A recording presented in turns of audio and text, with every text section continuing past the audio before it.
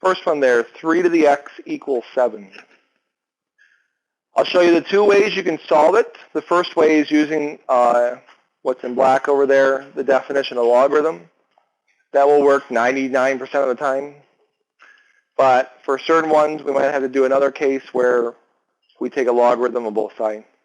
But for our first one here, 3 to the x equals 7, well, notice it's not easy to rewrite 7 as 3 to a power. It's not a pretty number, at least. So because of that, that's where we should consider the definition of log. Remember the definition of log, the base of the log is the base of the exponent. What's the base of the exponent? 3, so what's the base of the log going to be?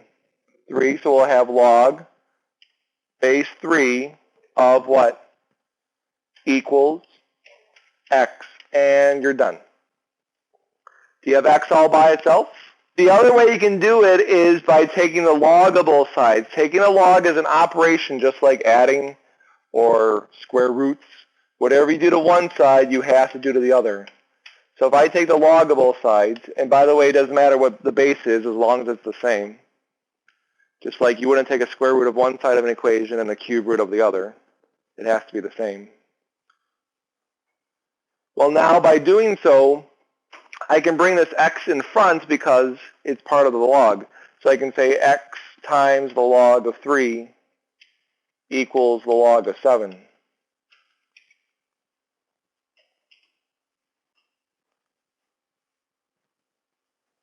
Well, the log of 3 is just a number.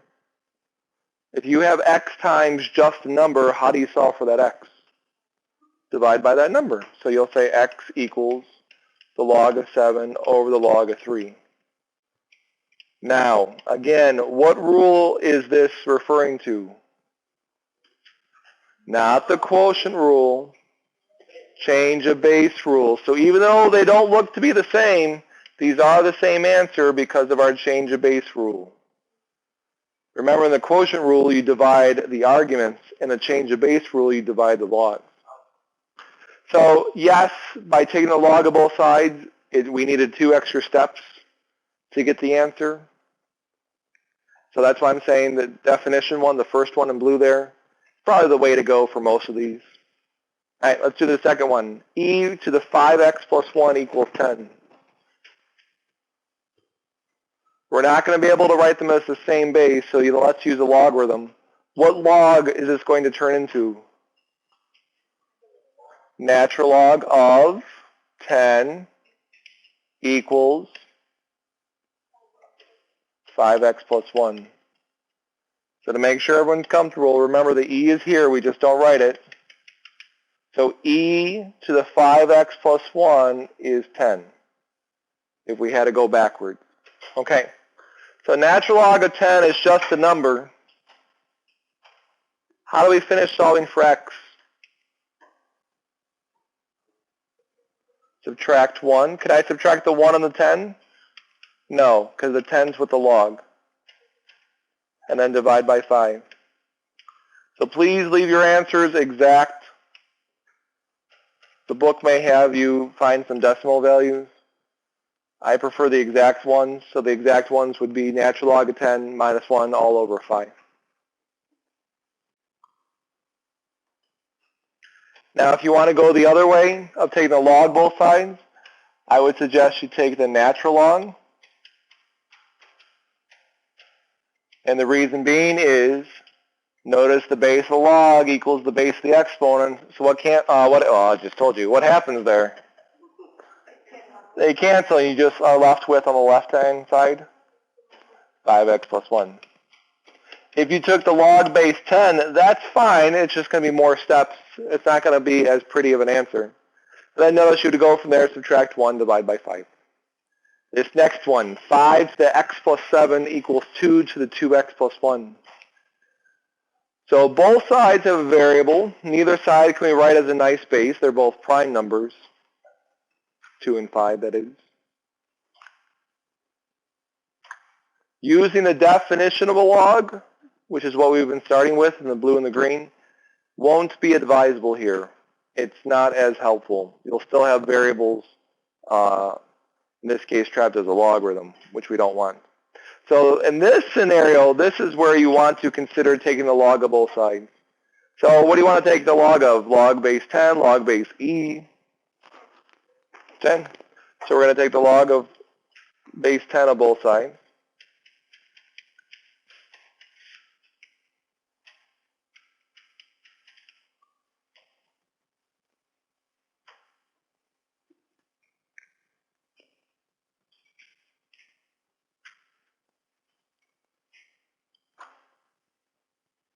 Well, now that we've taken the log of both sides, because there's logs involved, now I can bring the exponents down.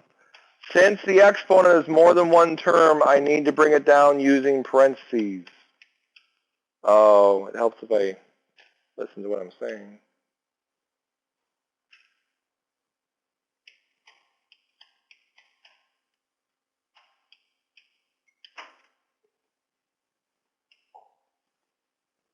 I might have to go to a new screen because I don't think I'm going to have enough room.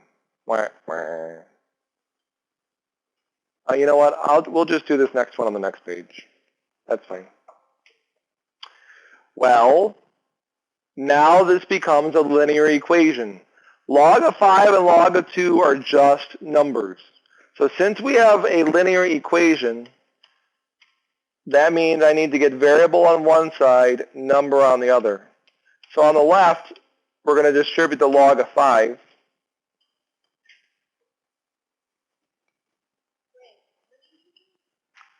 So on the left, I distributed the log of 5 to both terms, so times the x and times the 7.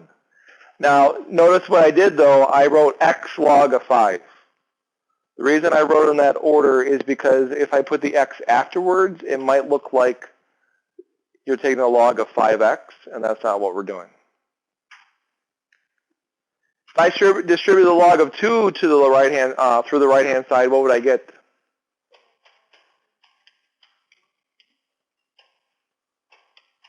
Good. So, again, linear equation, variable on one side, number on the other. So anything that involves an x, we need on one side of the equation. So notice, this involves an x, highlighter. This involves an x, so they need to be on the same side. Ooh, oh. And these don't involve x's, so these are considered constants. I don't know if that's easy to read. It's fun to draw on. So if you would, take a second, get all the terms that have an x on one side, the ones that don't have an x on the other. And yes, I chose complementary colors. Complementary colors. So you should get x log of 5 minus 2x log of 2 equals log of 2 minus 7 log of 5. So bringing the right yellow to the left by subtraction, bringing the left purple to the right by subtraction. Is that okay so far? Okay. All right. So if we needed to solve for x, what should we do with that x on the left-hand side? Take it out by factoring. So we'll have x, I hope I can fit it, times log of 5 minus 2 log of 2 equals, the right-hand side stays right there.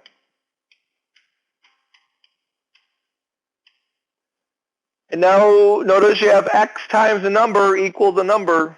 How do you solve for x? Divide. So your final answer is log of 2 minus 7 log of 5 all over log of 5 minus 2 log 2.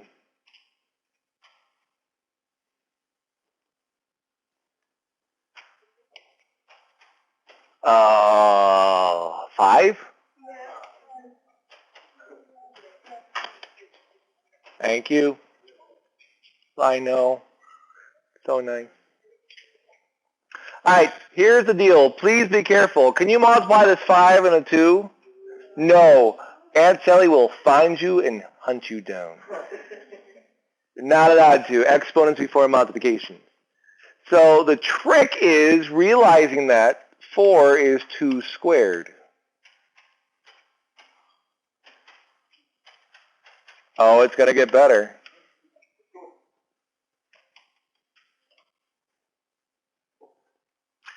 Now here's the other part of it. This is side work here. 2 squared to the x is the same thing as 2 to the 2x. Because when you have a power to a power, you multiply the powers. Well, 2 to the 2x is the same thing as 2 to the x times 2, because multiplication is commutative, which means that's the same thing as 2 to the x squared. The reason we're doing that is now notice we have an equation that's quadratic in form, meaning we see something being repeated. Oh, we're doing it again. Oh, we're going orange this time. You see something being repeated, and the exponent on one is twice that of the, of the other. Because there's technically a 1 here. So when you see something being repeated, give it a new name if you want. So we can say t is 2 to the x. So this would give us our new equation, t squared minus 5t plus 6 equals 0. How does that factor?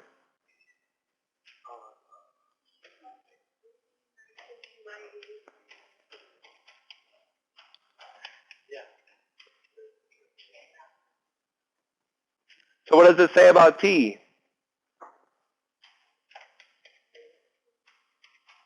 Yep. But did we start with t? No. So this would say 2 to the x equals 2, or 2 to the x equals 3.